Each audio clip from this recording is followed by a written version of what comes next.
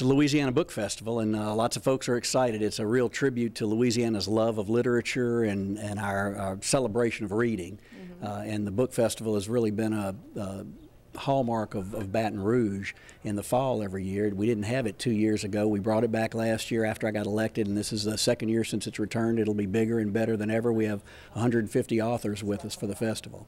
It's mostly, though, people who love reading, and they're just going to make sure they're here no matter what. We've done some additional things other than just have the festival and the various sessions with authors and focused on literature, but really that's what draws people here. There are lots of booksellers who are here and authors who are introducing people to their books, many for the first time, and folks come and shop and do a little Christmas shopping, and it's a great thing for Baton Rouge and for the state. We're really special in Louisiana. We've got a lot of Louisiana authors from here that just are writing about home, but we also inspire people that visit here. You know, they come, they fall in love with Louisiana, they write about us, they come back, and they celebrate all that's about Louisiana. We have lots of author programs, so you can hear your favorite author discuss their book, their work, buy your books at Barnes & Noble tent, get your book signed. We have lots of children's activities. You know, one thing that's really important to us is getting those younger kids excited about reading. We've got good food, we've got good music, we've got Amanda Shaw here today as a favor to us. We've got a band from, some members from Louisiana but living in Austin, Paraguay, very interesting band. So we really got something for everybody. Well, first of all, I love books, and I love that it's in the fall. The weather is usually perfect, and it turned out to be perfect today. It's downtown near the state capitol, which is beautiful grounds. We see such a range of authors here and participants. The East Baton Rouge Parish Library is here. Librarians from all over the state like to come. I'm a librarian myself, so I truly appreciate being able to come out here and kind of, you know, talk with other librarians and see all the books and all the authors and all the good food and music. It's all, you know, dealing with Louisiana culture. We've got jambalaya, so seafood pasta, you know, shrimp po' boys, you name it. It's all been smelling really good today. And the music are local bands. They had Amanda Shaw here earlier playing good Cajun music, and now we've got a guy who's playing some good country and, you know, rock mixes. So there's a lot of music and a lot of food for everybody. We had more fun. The food was delicious. That was an adventure, and we loved the exposure to so many different books and authors, and the seminars were good. It was certainly a worthwhile thing to do. Don't waste your life in front of the television, especially on a beautiful day like today. It's been so wonderful. It's beautiful weather. It just feels good to be out. And I think anybody that would like books and meet some really cool people, you know, they ought to come out. I just always love to read, and I love knowledge, you know, and it's just books. Me and all my kids, we like books, you know. I mean, I don't know, it's kind of hard to explain, but I like to read, you know. I like how there's like a lot of people and a lot of authors from different genres, and they also got good music. Why do you think people should come to this festival, whether they live in the area or maybe they live in other parts of Louisiana? It's a really great experience. Like, you can meet different authors, and there's a lot of books and stuff, and they even have people over there that are Mask of the Red Death, apparently, and yeah. Why do you think Baton Rouge area people, as well as people across the state of Louisiana, should come to this specific festival? Well, you get to see people from all over the state, all over the Gulf Coast region. You get to meet authors who you think may be out of touch or you know, far away from you. We have a bunch of nationally selling authors here. And you know, it's Louisiana, it's music, it's food, it's fun. We do festivals the best, so why not come to this one? This is the best day ever for the State Library. This is our most favorite thing to do. We're here today to celebrate the Louisiana Writer Award. The Writer Award is given annually by the Louisiana Center for the Book within the State Library of Louisiana to recognize the outstanding contribution to the literary and intellectual life of Louisiana, exemplified by the recipient's body of work. Past recipients include poets Yusef Komunyakaa and William J. Smith, historian Carl Brasso, novelists James Lee Burke, Ernest Gaines, Shirley Ann Grau, Elmore Leonard, Tim Gautreaux, Valerie Martin, and James Wilcox. Scholar Lewis Simpson, and children's author William Joyce, who just won an Academy Award. We are honored this year to add to this prestigious honor roll Louisiana's multi-talented novelist, short story writer, playwright, columnist, translator, and essayist, and New Orleans native, and truly a man of letters, John Biguenet. And he is a great friend to the State Library of Louisiana and the Louisiana Book Festival. To present this award is Lieutenant Governor Jay Dardenne. Thank you. Well, first of all, let me thank Rod and thank the Foundation for their great work in making certain that this book festival continues.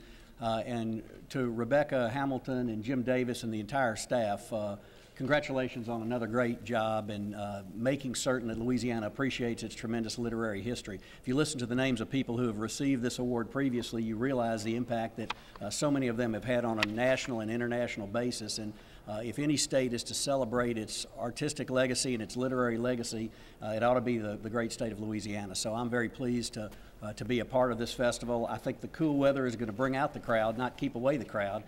So thanks to all of you for being here today. John Biguenet has published 7 books, including Oyster, a novel, and The Torturer's Apprentice, stories, released in the U.S. by Echo HarperCollins and widely translated. John's work has received an O. Henry Award for short fiction and a Harper's Magazine Writing Award, among other distinctions. His poems, stories, plays, and essays have been reprinted or cited in the Best American Mystery Stories, Prize Stories, the O. Henry Awards, the Best American Short Stories, Best Music Writing, Contemporary Poetry in America, Katrina on Stage, and various other anthologies. His work has appeared in such magazines as Grana, Esquire, North American Review, Oxford American, Southern Review, Story, and Zoetrope. Named its first guest columnist by the New York Times, Biguenet chronicled in both columns and videos his return to New Orleans after the catastrophic flooding and efforts to rebuild the city. Rising Waters was the winner of the 2006 National New Play Network Commission Award, a 2006 National Showcase of New Plays selection, and a 2007 recipient of an Access to Artistic Excellence Development and Production grant from the National Endowment for Arts, as well as the 2007 Big Easy Theater Award for Best Original Play. It has had numerous productions around the country. In 2008, John was named Theater Person of the Year at the Big Easy Theater Awards, the region's major professional theater awards. Shotgun, the second play in his Rising Waters cycle, premiered in 2009 at Southern Rep Theater, with subsequent productions at the Orlando Shakespeare Theater, Florida Studio Theater, and elsewhere. It won a 2009 National New Play Network Continued Life of New Plays Fund Award and was a 2009 recipient of an Access to Artistic Excellence Development and Production grant from the National Endowment for the Arts. Shotgun is published by Dramatist Play Service, Inc. The third play in his Rising Water cycle, Mold, will premiere in 2013 at Southern Rep Theater. This ongoing cycle of plays about the flooding of New Orleans has been the subject of articles in American Theater, The American Scholar, and elsewhere. Biguenet was awarded a Marquette Fellowship for the writing of Night Train, his new play, which he developed on a studio attachment at the National Theater in London and which premiered at New Jersey Rep Theater in 2011. Broomstick, currently in development, has had staged readings over the past year at Stages Rep in Houston, the Tennessee Williams Festival in New Orleans, and Portland Stage in Maine. John has served twice as president of the American Literary Translators Association and as writer-in-residence at various universities. He is currently the Robert Hunter Distinguished University Professor at Loyola University in New Orleans. And after reading that long list of accomplishments, it's my great pleasure to officially add to his list of accomplishments and accolades the title of 2012 Louisiana Writer Award. Please join me in congratulating John Biguenet with this prestigious award. Congratulations, John.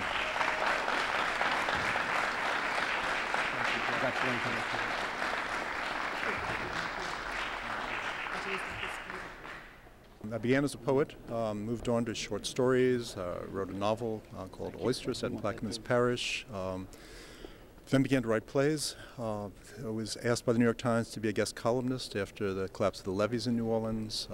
So I've written really just about everything. What was your reaction when you were named the Louisiana Writer of the Year? I was very honored, considering the other writers who've gotten this award in the past. It's really a very select company, so I really felt literally honored by it. Where does Louisiana writers rank compared to writers all over the world?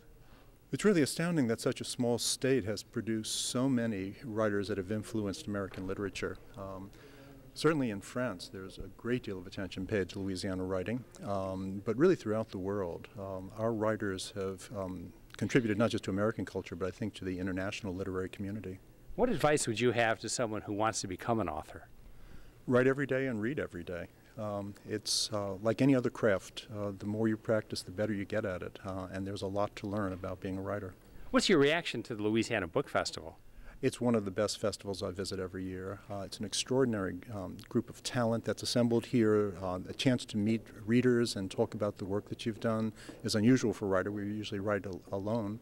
And the organization is just fantastic. With the State Library, the Lieutenant Governor's Office, and particularly Jim Davis has achieved here is remarkable. Louisiana as a region is a little more complex culture than we see in other states.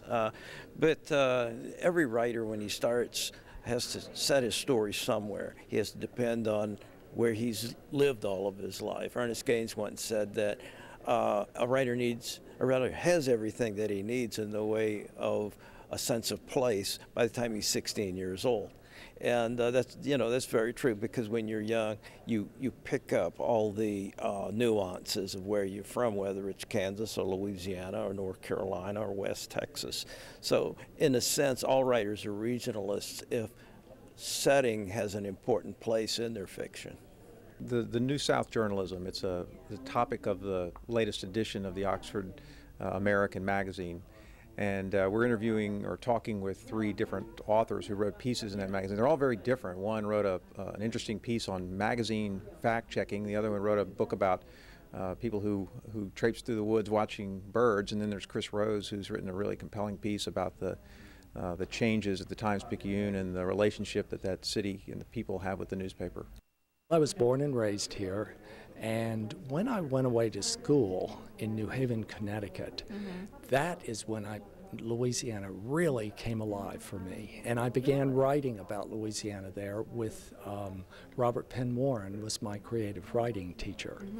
So I found that Louisiana became more vivid when I was out of the culture and saw what I had taken for granted for so long. I was born in Hammond, Louisiana, and so it was a great change and a great shock to go to the Northeast and get used to the cold, everything else. Well, what did you particularly write about then once you decided that Louisiana was the perfect thing to write about?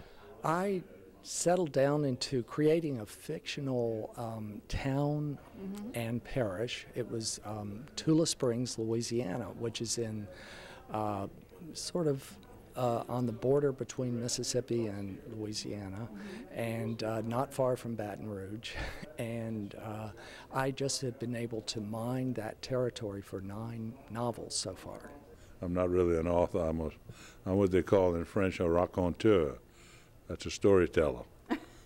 I had to hire a staff to put it in writing. But anyway, the book is about the immigration of my great-grandfather from France in 1860, and we were fortunate to have all of his documents. And he and his close friends, there were 7,500 immigrants that left during that period of time. We called the Français étrangers, the foreign French. We got here 100 years after the Acadians, so I'm not an Acadian or a Cajun. There's a difference. And settled in southeast Louisiana, which was a wilderness area. Initially, married, 14 children. My grandfather was the 12th of the 14th child, 12th child of the 14 children. There were 26 years between the first and the 14th child. When my great-grandmother died in 1926. She had 75 living grandchildren. There were 48 years between the first and the last grandchild. Wow. And I'm fortunate enough to have pictures of all of my great-grandfather's family in France. I still have family in France, so I've visited many times. I have all of the 75 grandchildren. There are only 5 left of the original 75, and they're 91 to 99. I've written 5 novels and 2 nonfiction books, and all but 1 are set in Louisiana. So this is my canvas. There's, you know, I keep thinking if I'd been born in Iowa, maybe I wouldn't be a novelist. I don't know, because it's such an interesting place to be, and the people are so interesting and strange and wonderful that, you know, I mean, we grow outsized characters here. You know, it's not a mistake that Jean Lafitte and Huey Long and Edward Edwards all come from the same place. I mean, it's a rich canvas upon which to work. So it's not just Louisiana inspired your writings, Louisiana inspired your occupation. Well, I'm a journalist, and so and now I've worked all over the world. But I began in Houma, Louisiana, in the little tiny paper there, the Houma Courier, and I got a job after I flunked out of Nichols State University, and I had no prospects, and they had an ad in the paper saying part-time reporter, $1.87 an hour, and I applied because I'd been good in English, and since they had no standards, they hired me. And I found my life's work. It's amazing. You know, within 6 months, I realized that I just wanted to be a writer and a reporter and to tell stories. I write a lot about small towns, and I grew up in a small town in North Louisiana. And, you know, there was also always a healthy dose of characters to write about, for sure. But also, I just think Louisiana is one of those places where, even when you say it to someone who's never been here, they sort of get an image in their mind about the culture and the people who live here, and you know, they imagine all this sort of stereotypical things. But I think there's a lot of things about the state that that, you know, speak to creative people, and, you know, I hope maybe that sort of informed a lot of my ideas. The monologue book that I'm in is called Meanwhile Back at Cafe Du Monde. It was written by Peggy Sweeney, actually compiled stories by Peggy Sweeney. So my monologue is just one of the monologues in the book. And it's called Caution, Nostalgia is High in Calories. And it's about moving back to Baton Rouge after living away for 20 years. But every time I would come home, all the places I would go visit and what those food stories mean. Oh yes, it's a wonderful place to live, but like when I go back to North Carolina, I explain to people, you don't know, people in Louisiana eat and drink a lot every day. So, you know, many happy memories and calories down the pike. I've loved being home, and it's been fun to be a part of this book. Yeah. Wonderful. Tell us a little bit about what you think about the book festival here in Louisiana. Well, I was saying to Jim, I'm so impressed because I have just moved back to Baton Rouge about 2 years ago from Charlotte, North Carolina. So it's been fun to see what's happening here and culturally the great things happening in the state. And I think this has just been so well run. All of the emails I've received about it, very professional and super fun to be a part of. What is it that you love about being an author? I think just words are a fabulous thing. I get something down on paper that is different than just what's in your head. They even surprise you sometimes. You know, sometimes when I write or journal or play around with words, I'll find something that I wasn't even sure I could have told somebody, but you'll see it later in your words. So, the story of one of Louisiana's famous writers, John Kennedy Toole, is really what attracted me to this place and all the characters that he caught in his great novel, A Confederacy of Dunces. So that's what propelled me to come down here and absorb the culture and the food and all the loveliness of Louisiana. So in your writings, you do write about this newfound home of yours. Yeah, well, I'm writing in nonfiction, so my book is a biography of John Kennedy Toole. So it's not fiction, it's nonfiction, but very much feeling and experiencing the place that he loved so much and that inspired him was crucial to understanding him. I'm a native of Louisiana, and of course, being a native of Louisiana, we love Louisiana. Of course we do.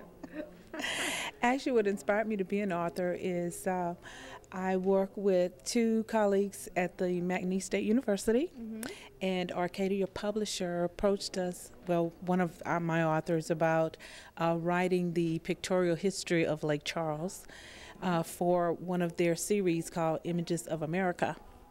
So the lead author on the project said she just didn't have time to do it at that time, and thought it would be a good project for the library because I am the director of the library at McNeese.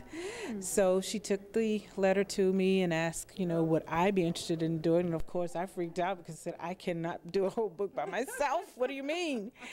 So anyway, we thought about it for a few days and thought if we could have co-authors, then probably we could get the project done. So we did pitch that idea to the publisher and they agreed. So we ended up, it was a team of 3 people. We did the history of Lake Charles from 1867 to the present in pictures. Our book covers over 200 photographs, historical photographs of the area, and talks about from the beginning. We cover also religion, music and art,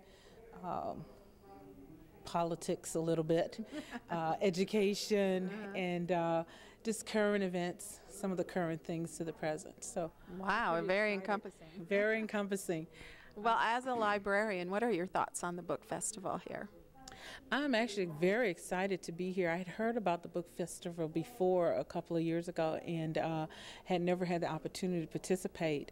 And when we got invited to be authors here, I was, of course, very excited because this is like a librarian's dream. Yeah. Being and not only being an author, but being in the presence of so many authors was pretty exciting for me.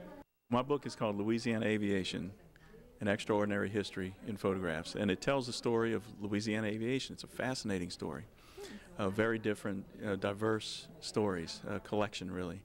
And it starts with the beginning of aviation back in 1910, you know, and around that area, right after the Wright brothers, and goes into our contemporary times.